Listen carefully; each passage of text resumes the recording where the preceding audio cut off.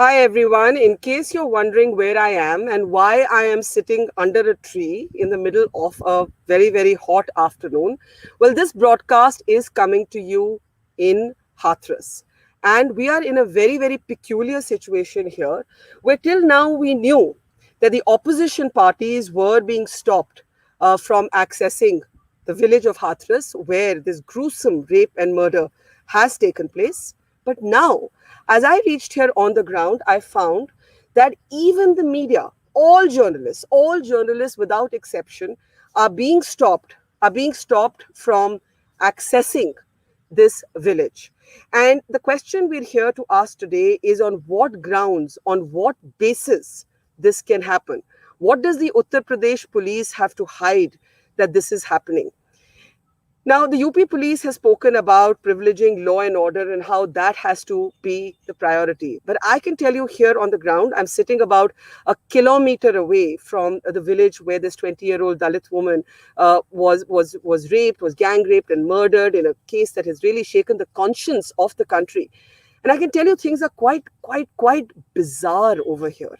And things are bizarre because I can understand that, you can criticize opposition parties and say that they're playing politics, but how can you actually stop journalists from reporting a story? Now, let me tell you a little bit about where I'm sitting. I'm sitting in the middle of fields that are just behind the village. And what we decided to do was when we could not find any access, and I'll just show you what's actually happening here. This is what the entrance of the village actually looks like. There's a sort of throng of camera crews, right? There are some opposition MPs. The Trinamool was stopped today. And this is the deployment. And no journalist can get past beyond this point at all. And it's not for lack of trying. It's not for lack of fighting. Goodness knows I had many arguments.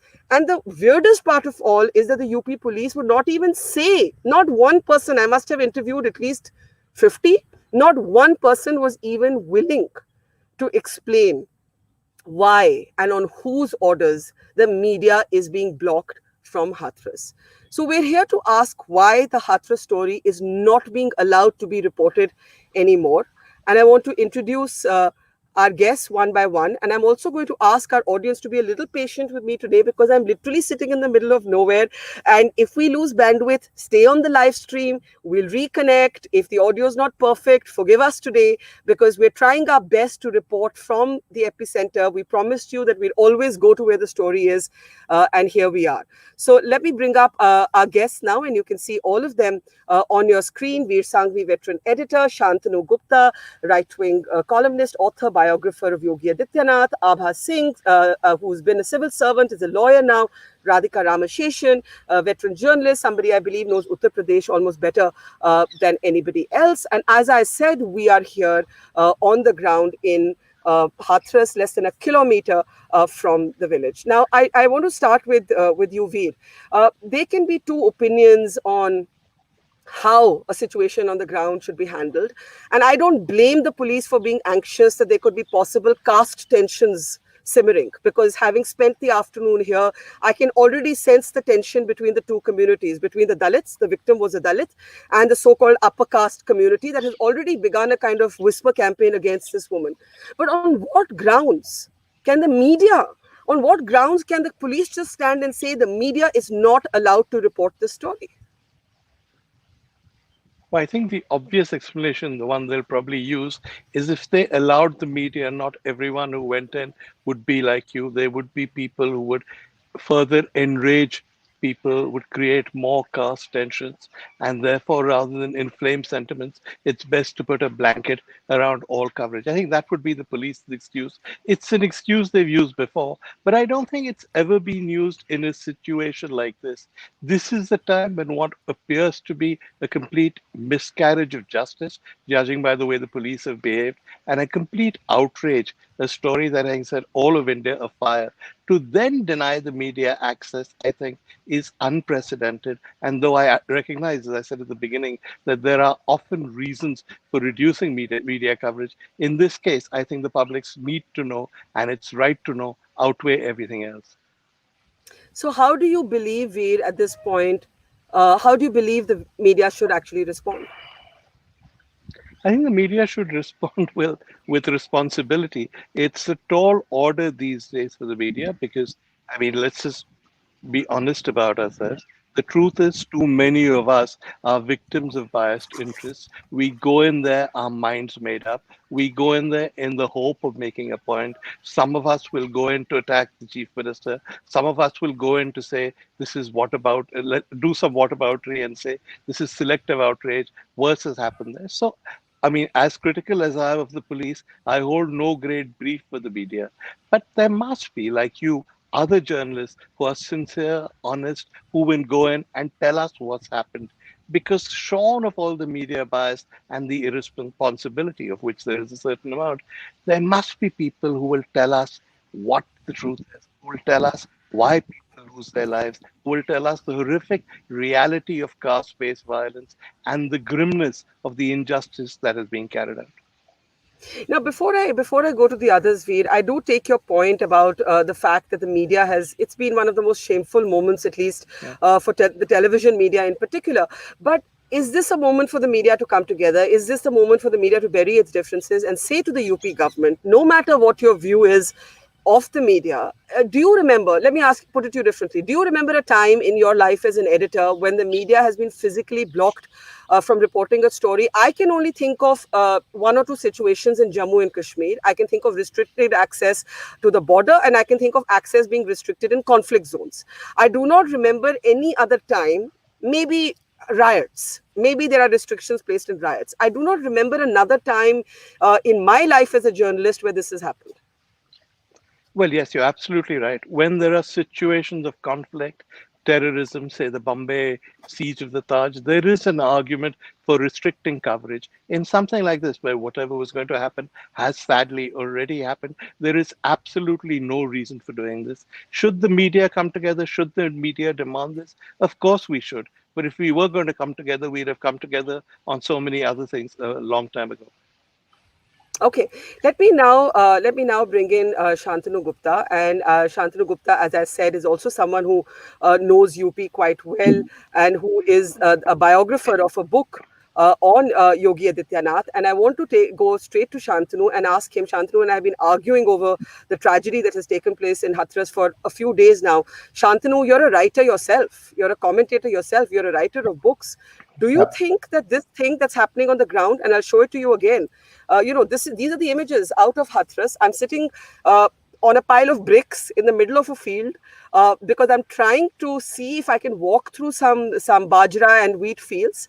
I had an argument there, you can see, with the police, and they just wouldn't, forget me, they wouldn't let anybody through. And I kept saying, koi reason to bata do, koi reason to bata do, and nobody would say anything at all. Shantanu, do you agree with this decision?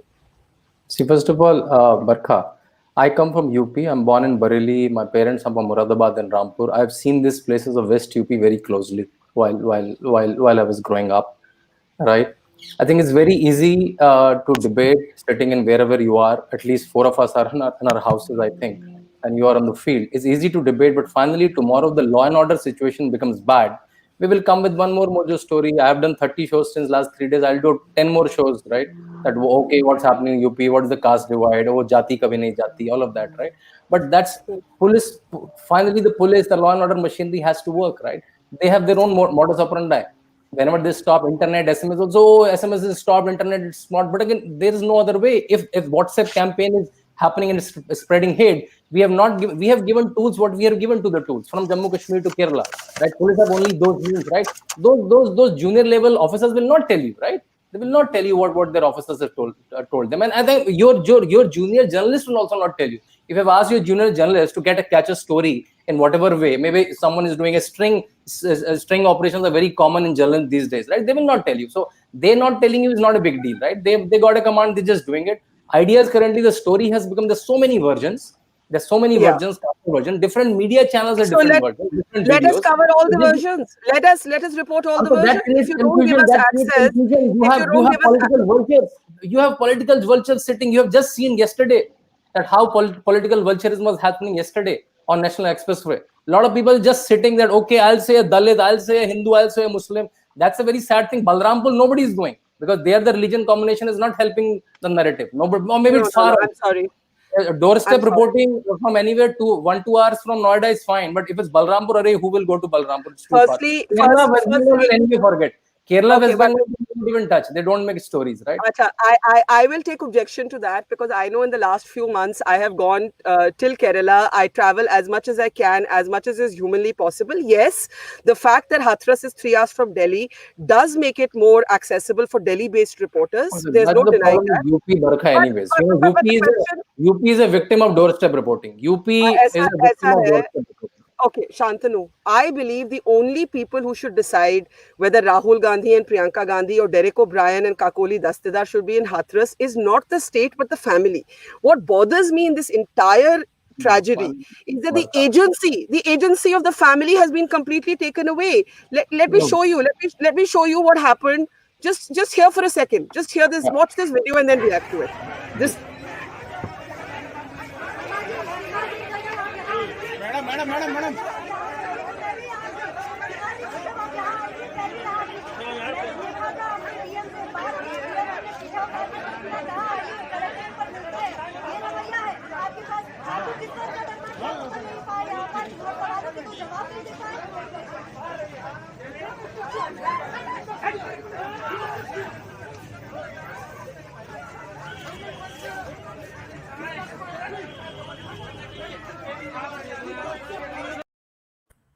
I just cut out of that because it gives you enough of a sense of what's happening. It's very similar to what happened with Rahul and Priyanka Gandhi, right, Shantanu? And I do want the rest of the panel also to respond to it. Shantanu, is this fair? We're a democracy. You may think the opposition is milking the tragedy, but that's for the family to decide. It is not for the state to make this decision. Do you think, I think, was it Derek O'Brien? I did not Yes, identify with him.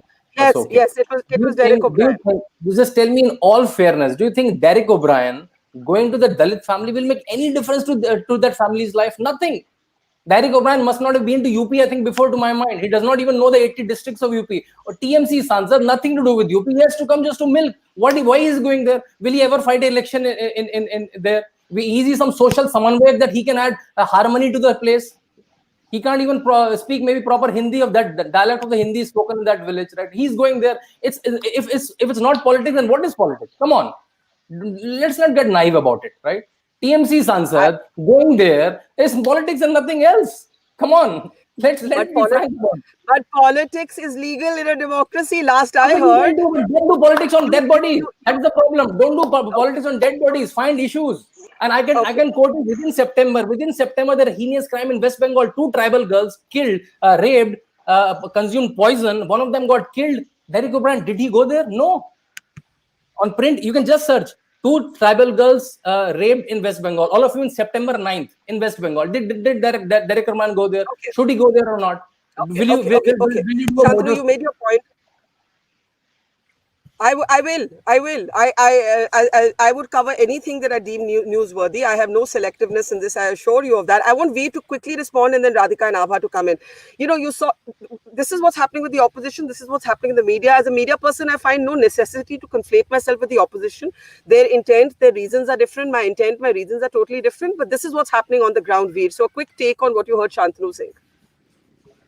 Well, I think the media are not the same as the opposition.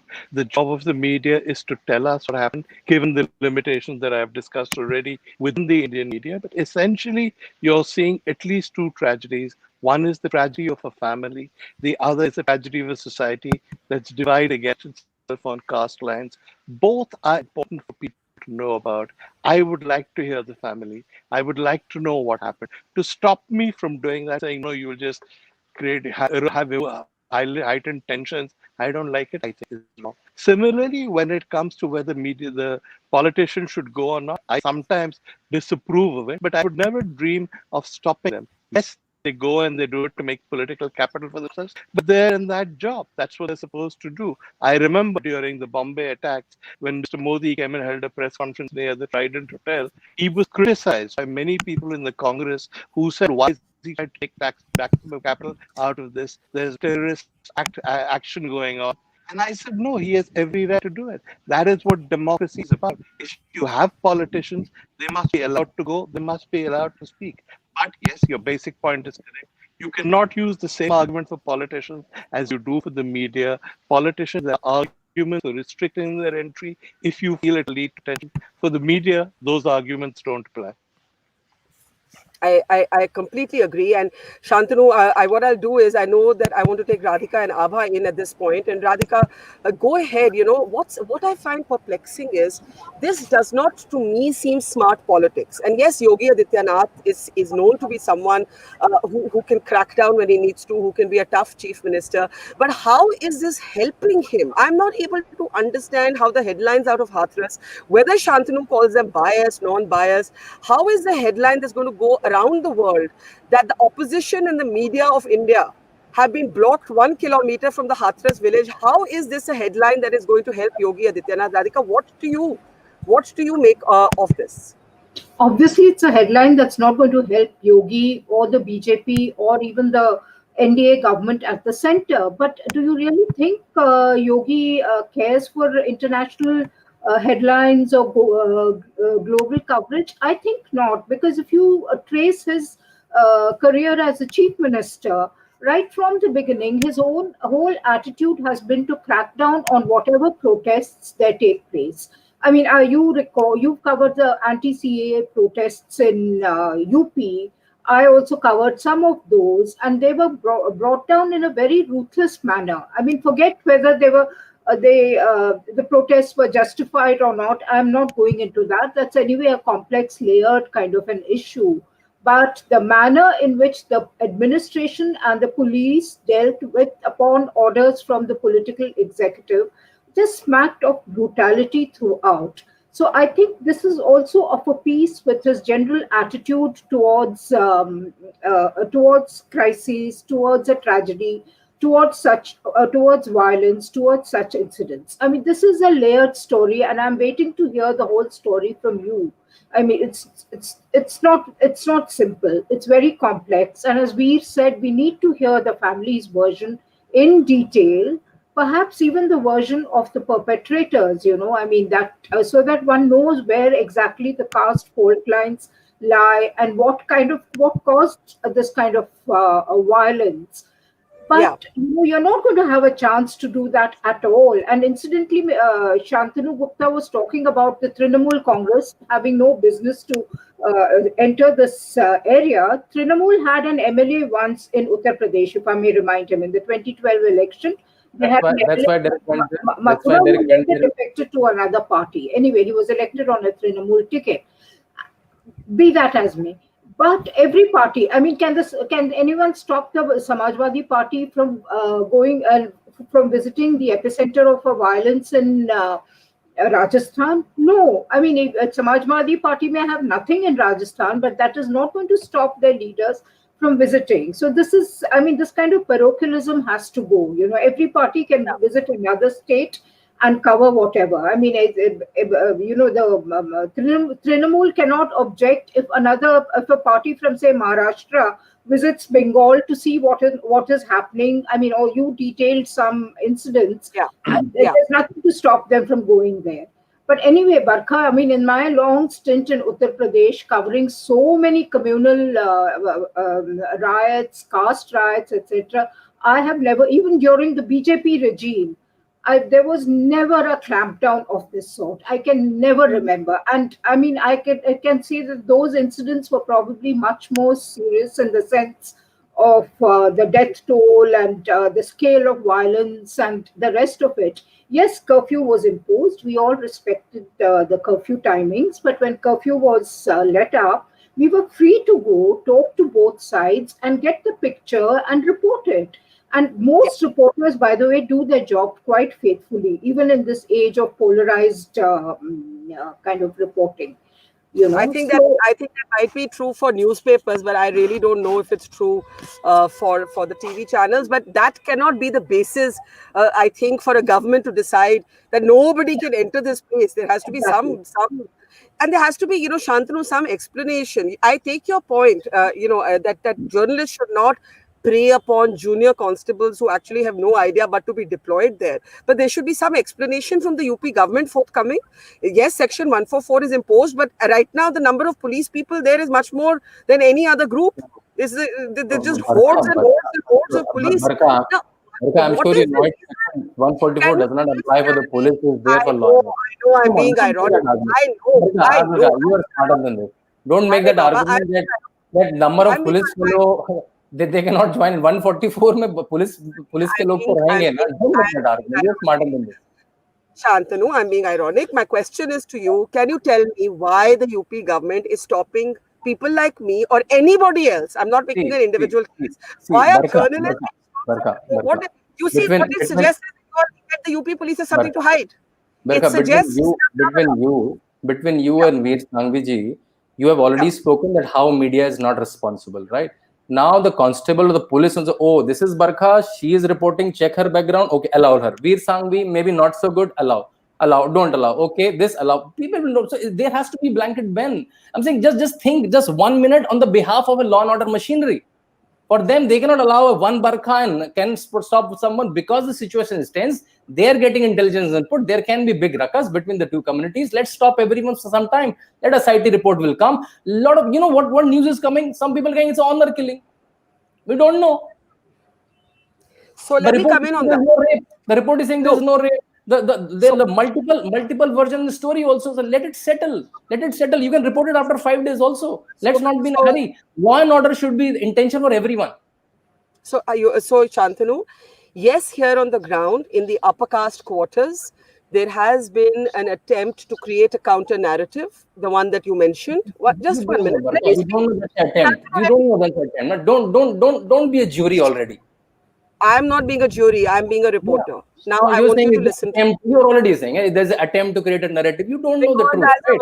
Because as a woman, I will believe the dying testimony of a woman instinctively. If there is evidence to disprove it, I am open to that evidence. But Let's wait for that evidence. my Wait for that. instinct, I am simply saying, my prima facie instinct leans towards believing a paralyzed woman with her tongue cut, strangled with her own dupatta in a field like the one I'm sitting in. My instinct is to believe the dying testimony. I know even in law, there is great value placed on the dying testimony of the victim. So I don't think we can underscore that, despite your reference to certainly a counter narrative that I'm picking up on the ground in the upper caste quarters that this was an honor killing. That has already started. But again, see, you can sit here and say it as a journalist. Why can't I go and meet everybody and try and piece these different pieces together? I must allow Veer to respond before I get Abha, because Veer, I think Shantanu's kind of quoting you and your general lament about the decline in media to make the case that that is Yeah. the reason that, media should not be allowed. I think he's right in the way he's paraphrased me, that a lot of what the media has done is irresponsible. If by controlling the media, by keeping the media away from the site, you were able to restore responsibility to the world, then I think he would have a point. But that is not the world we live in. The world we live in is a world of social media, of WhatsApp forwards, what you call the counterfactual narrative, what he probably regards as the truth. These are versions that will go out, and they will go out on biased and motivated social media networks. Far from quelling tensions, they will increase tensions. Whatever the faults of the Indian media, I will rather believe somebody who's on the spot with some kind of journalistic record over a WhatsApp forward. So, yes, in an ideal world, I can understand the concern for irresponsible reporting, but that's not the world we live in. In the world we live in, irresponsibility is the order of the day on social media. Yeah, Abha, let me bring you in, and then I'll play out for all of you a little child who gave a brief statement to the media this morning before I reached, but my camera person was able to capture it. Abha, go ahead. As a journalist who has reported from conflict zones, I'm well acquainted with the fact that there are sometimes legitimate reasons. There are sometimes legitimate reasons to have restrictions. I just don't see that here. If there are competing narratives, if the UP police is in fact claiming, and many lawyers believe that it was absolutely irresponsible of them to do that in the middle of an investigation, that there was no rape, in contradiction to the autopsy report and in contradiction to the dying testimony, if I'm not allowed access as a reporter, how do I even tell all these shades of the story coming out? Barkha, this clearly shows the UP government does not want anyone to know what is happening at ground zero. And everybody got this feel yesterday when the collector was trying to tell the family that give your statement, don't change your statement. In fact, the family was clearly saying, why are you changing your statement again and again? Media to chala jayega, hum yahan pe rahenge. I would call that a veiled threat of the collector. He was conveying his message, and it is the same collector who has imposed now Section 144. No, when in a democracy you talk of freedom of speech and expression, then why are you stopping the media? At least some of them could have been allowed to go, because we sitting in Mumbai or any part of the world are very keen to know what is happening there. Why was the family not allowed to take part in the last rites of their daughter? Why the police in Supa did not register an FIR of rape? Why for 7 days? Why for 7 days nobody went and found out that whether she was raped? So if you say politicians are going or media is going, let me tell you that had this not been for the media or the people going, nobody would have got to know.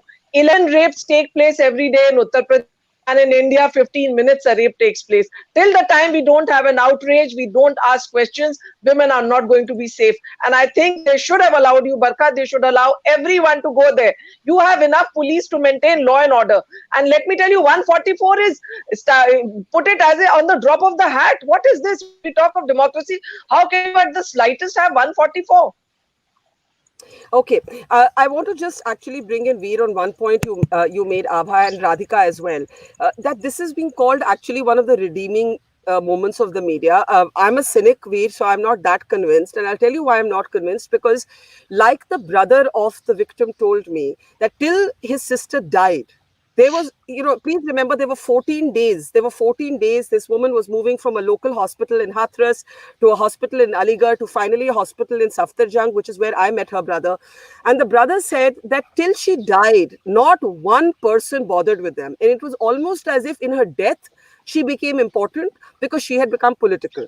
There is another theory that for some television channels, this is a counter audience to the Sushant Singh Rajput, Riya Chakrabarti case. But Abha is also partially correct that were it not for the media noise, even whatever the motives are, were it not for the media noise, would we even see the country reacting in the way that it has? Yeah, but I agree with pretty much everything you said about the responsibility of the media, which has been a theme running through this. But as the saying goes, sunlight is the best disinfectant. If sunlight comes in a narrower form through sunglasses, through all kinds of filters, even then it's still sunlight. So, despite all my criticisms of the media and all my reservations, and what you say is completely correct about the fact that they didn't actually come to the story till they thought it was a headline, it's still better to let people know what happened. Let's have transparency. Let people find out. I mean, there are many layers to the story. There is the rape layer, as I think everyone has pointed out. There is really a rape crisis in this country. One we talk about, we do nothing. There's a caste tension layer. The caste tensions continue. There's a governance layer. Is the UP government responsible? Is it irresponsible? But the fact is, we're not even able to discuss any of these layers. All we are doing is discussing what really happened. And the reason we are doing that is because the truth is being obscured, the media are being kept away. How can this possibly be right? And the other strange thing, Shantanu, that has happened, sorry, Radhika, I'm going to come to you right after Shantanu, because something struck me that we've all been trying to reach the family and we aren't able to reach them. And there are reports that the police is now inside the village and that even mobile phones have been confiscated. And there was a small child, a cousin of the victim, who actually came out. And I'm going to try and find his statement for you, if you give me a second. But Shantanu, I want you to talk about that after I'm able to play the statement of this little child here. Have a listen. तुम लोगों से बात कर रहे थे, इसलिए आने नहीं दे रहे, मार रहे हैं, पीट रहे हैं, धमका रहे हैं, और गांव में ढोलने पुलिस हम तो छुप के आए थे, इसलिए छुप के आना पड़ा आपको। खेत का रास्ता बंद है। हाँ, खेत का रास्ता तो हमको मालूम है कहाँ से आना पड़ता है, तो इसलिए हम यहाँ पर आ गए। क्योंकि आप यहाँ के रहने वाले हैं तो आपको पता है कौन सा रास्ता लेना है। इसीलिए हम यहाँ आ गए थे। हमारे ताऊ, हमारे भाभी और भैया और ताई बात करना चाहते थे आपसे कि उनको बुला लाओ, कि बात करना चाहते हैं। और डीएम ने आपने बोला अपनी ताऊ जी को मारा है, किस बात में? इस बात तो मारा था कि वो कह रहे थे कि हम मीडिया वालों को बुला के लेके आएंगे और तुम्हारी सारी बोलती खोलेंगे, इसलिए मारा। और आपने बोला कि फोन सबका स्विच ऑफ कर देने के लिए बोला है? हाँ, स्विच ऑफ करने के बोला था और फोन छुड़ा लिया। So that child, in case that audio wasn't clear, ran through the fields, came to the reporters present and said, my uncle is being pressured by the local administration, is being threatened. They've told us to switch off our phones, but my family wants to speak. Can some of you get to the village? Now, I don't know, again, I don't know what's true or not true. I don't know if the phones have been confiscated. I don't know if the phones have been switched off or not, Shantanu. But if you do not let me go to that village, I cannot tell you the truth.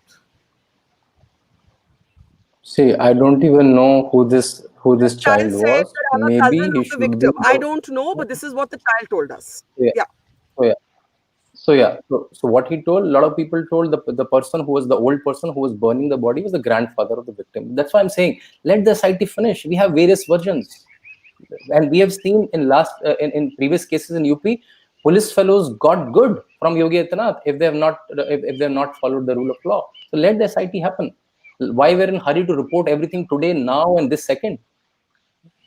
Let believe in the elected government of the day, and then you have rules of you have courts of law. But the elected government, isn't it my right to question the elected government? You have all the right. You have all the right, and we all are doing. I personally have done like back-to-back debates and almost 30 debates in the last 3 days. 22 hours, everybody's discussing just this something, and rightly so. This is fine. But again, as someone said, 10 rapes are happening in UP, but 90 others and 100 are happening in other states.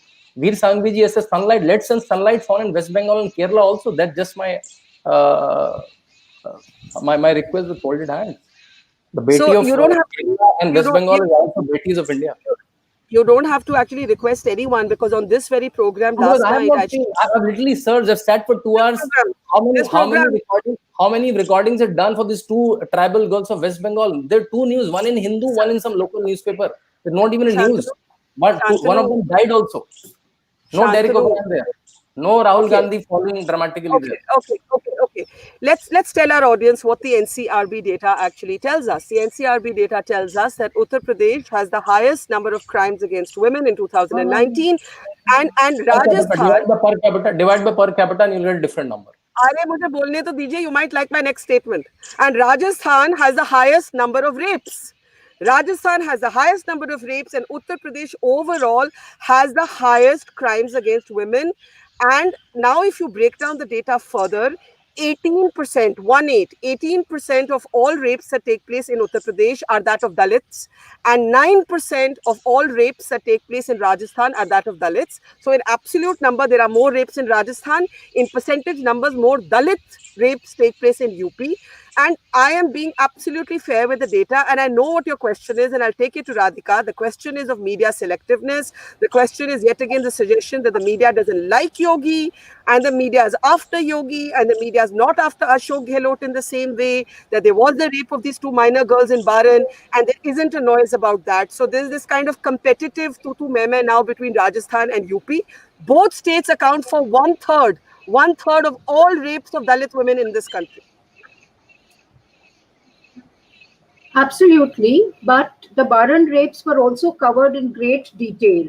It's not that Ashok Gehlot got away scot-free. Ashok Gehlot has got more than his share of flack. And in contrast, I would say that Yogi Adityanath got away quite lightly when the CAA protests took place and when he cracked down on them. I mean, I was extremely disappointed by the low-key media coverage of those protests and the crackdown that happened. Maybe because the victims were Muslims and nobody wanted to give it a sort of communal tinge. I don't know what it was, but he got away quite lightly. Okay, the yogis really started feeling the heat after the Vikas Dubey encounter. That's only because the Brahmins were up in arms. I mean, at least a section of the Brahmins were up in arms at what they called victimization of Brahmins, which is a quasi myth. It's not that the administration is going after the Brahmins or anything of that sort. They wouldn't want to upset their Brahmin, the BJP wouldn't want to upset its Brahmin following. Now, I'll come to this particular case. The victim is from the Valmiki community, and the Valmiki community is absolutely at the bottom of the Dalit caste. The Jatavs and the Parsis, etc., have taken advantage of reservation and have done quite well for themselves in jobs and in education and jobs. They're pretty well represented in the administration. The Valmikis are still bogged down in manual scavenging. So I was amazed at that little boy talking. I mean, for a Valmiki, young Valmiki, to actually say this much, I mean, it says something, you know. I mean, what courage it must have taken for that boy to actually seek out the press and say even this much about his Tauji being beaten by the DM or whatever, if I understood him correctly. So let's look at it from, it has to be looked at from the caste angle, though there is an effort to say that, you know, let's transcend caste and look at every rape as a gender issue. No, in this particular case, it has to be rooted in the caste dynamics of Uttar Pradesh. The Valmikis are somewhere there, right at the bottom. And even in normal circumstances, unless there was a Mayawati as the chief minister, I do not see the victim's family getting justice, not with the present system. Because as you already Okay, said, there's a counter narrative that is, yeah. I mean, I don't want to prejudge, but just looking at the broader picture, I don't see much of a chance of the victim's family getting justice. okay, that's a grim statement to make, and I do want Shantanu to react to it. We have about 10 minutes. I know I said half an hour to all of you, but there are thousands of comments, literally, and thousands of people tuned in. I would request all of you to just stay on for 10 more minutes so that we can try and accommodate some of the more complex points. Thank you in advance, and I'm going to, as Abha speaks, play out some of the statistics that I was actually going through, Abha, because I think Shantanu keeps suggesting that I'm selective. I spent hours studying the NCRB data in the last 24 hours. And I think it's educative for our audience to also have a look at this data. But Abha, go ahead in the meantime. Just 1 second, Abha. Sorry. And you can see on your screen that crimes against women are up by 7.3%. 87 rapes are reported daily. Abha, go ahead. Barkha, the issue is why we are very keen to know what was the sequence of events in these cases, because the conviction rate has really dropped down from 32% to 27%. So this means that at the time of writing these cases, police tries to water down the charges. Firstly, they don't register a rape case because it shows their report card in a bad light. And secondly, these evidences are not collected so that these rapists go scot free. So from that perspective, as a criminal lawyer, I'm very keen to know that why was this rape not registered immediately, why it took 7 days, and why the forensic report says that it was not a rape. Because was it done voluntarily? Because after the Nirbhaya case, 166A IPC was added, which said policemen who do not register a rape FIR, there can be a counter FIR on them, and punishment is 6 months to 2 years Right. of imprisonment. These cops, that they too go behind bars if they have purposely not registered this So, FIR. Abha, I want to ask you a legal point here, and the legal point is this: that there is a dying testimony from the rape victim. There is an autopsy report that mentions rape and strangulation, and there is the forensic report that says no rape. The police officer explaining this actually says that there was no semen. Now, under the new rape laws, semen, the presence of semen, as far as I know, is not required to establish rape. But my point is something different. On this program last night, we had senior police officers saying it was absolutely incorrect for the UP police to give a no rape statement when the SIT is still in the middle of its investigation, that it allows for the kind of counter narrative that we're seeing on the ground, where there's a narrative now being put forth of the so-called honor killing. I hate that phrase, but basically the suggestion that her own family was responsible for her murder. So I want to understand, Abha, legally what happens? Legally, will the dying testimony of the victim be privileged over this forensics report? Definitely. Number one, if the forensic says that there was no semen present in that report, let me tell you, there are so many high court rulings which have clearly said that you do not need an injury in the vagina or the presence of semen to say that rape has taken place. And the new definition does talk of, apart from penetration, even the touching of the private part is termed as rape. Regarding the dying declaration, of course, if that was taken in front of a doctor, because a woman who was so battered brutally, and when she came to her senses and would try to say, it will be presumed till it is proved otherwise that what she said was correct, and that if she said she was sexually assaulted, it will have to be taken on that grounds. And I'm sure there must be doctors there who would also countersign that report. So the additional DG coming and saying that it is not rape was uncalled for, because now it has given a different narrative to the police investigation, and I'm sure SIT would be definitely influenced by that statement. Okay, I'm not sure about that point you made that the touching of private parts qualifies as rape. My understanding No, was that it no, but the no longer new needs definition, Barkha, no 20 longer needs to after. be vaginal penetration for it to be rape. And we're talking about so clinically, and I keep thinking in a field like this, a 20-year-old was was strangled. That is not in doubt. There is a 20-year-old Dalit woman who was strangled and she fought to live for 14 days. This one fact is not in doubt. I want to start taking last comments now. This is now become as it's become many things, as we've said. It's a story about sexual violence. It's a story about caste. It's also now a story about politics, and it's a story about the media. It's become all four things simultaneously. And I'll start taking last comments now. Veer, I'll start with you. You know, I asked you in the beginning what should the media do, but you know, when Shantanu says give us a week, let the SIT submit its report. Should the media back up from here for a week? Like, what is the responsible thing to do, given that this is still a democracy? And I find it outrageous that we can't report the story. Yeah, Barkha, as you said, this case works at so many different levels and it's worrying at so many different levels. And you mentioned some of those levels, but there's one which you, I think, alluded to but didn't mention, which is the most important. This is about power. Rape is never so much about sex as it is about power, whether it's caste power, whether it's physical power, whatever power it is. What we've seen really is an abuse of power, is people exercising their power to kill, if not rape, because that's controversial, certainly kill and murder an innocent girl. What we are seeing after this is the government using its power to prevent people from coming and finding out what actually happened.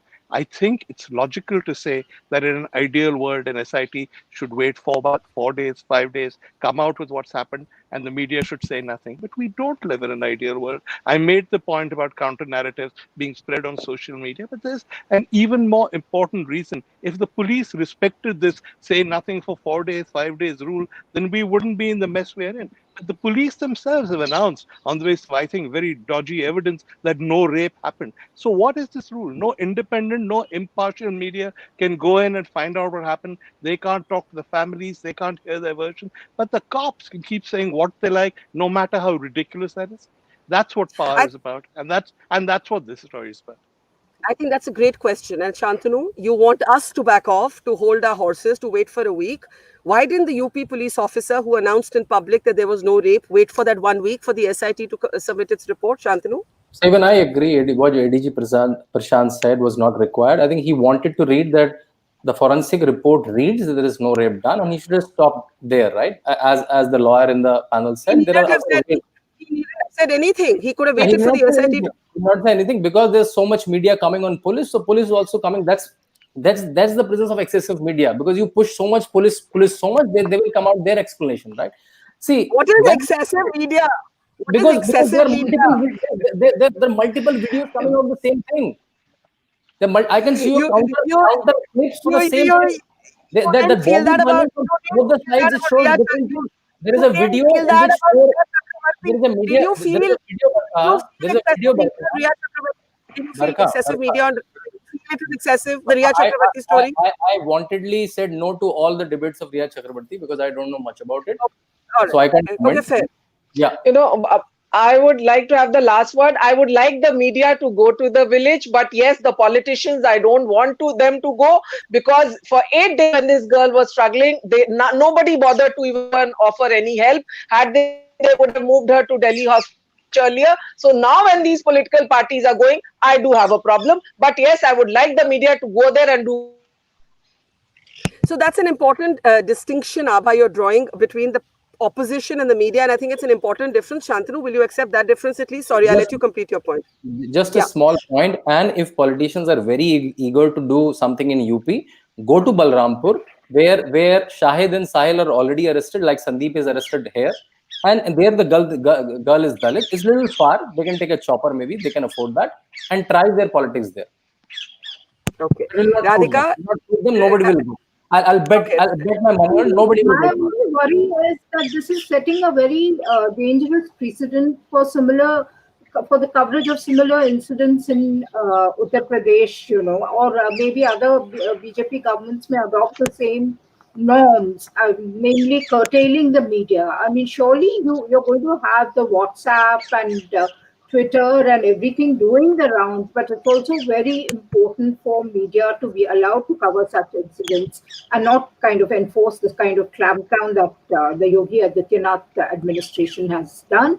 But it could become a settled norm for media And coverage in that is, I future. think, what's really frightening. Now, Abha, you said the media, I want the media to go to the village. The media wants to go to the village. After I say goodbye to all of you, I am going to walk through these fields and see if I can get to this village, because there is literally no other way for me to know how to make sense of the differing sort of details and the many fault lines. They're very serious fault lines about our country. This is an important story because it's simultaneously shining a light on power. I think that will, more than anything else, the arrangement and structure of power, caste, media freedom, politics, inequity, sexual violence. There are so many things at stake here.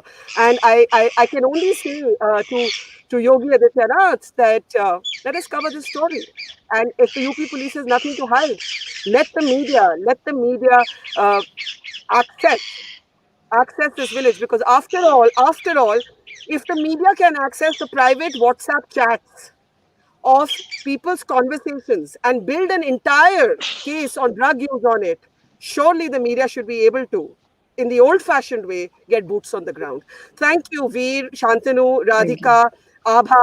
We had thousands of people tuning in. I'm sorry today I couldn't take questions. The reason for that is that I have a dodgy bandwidth connection in the middle of nowhere, and I just wanted to keep it simpler than I usually do. But I promise to follow up the story. We have had a program on it every single day this week. It's what Shantanu would call excessive media, but I'm making no apologies. Thank you to our panel. Thank you to our audience, and we'll see you soon. Thank you very much. It's been a pleasure. Thank Thank you. you.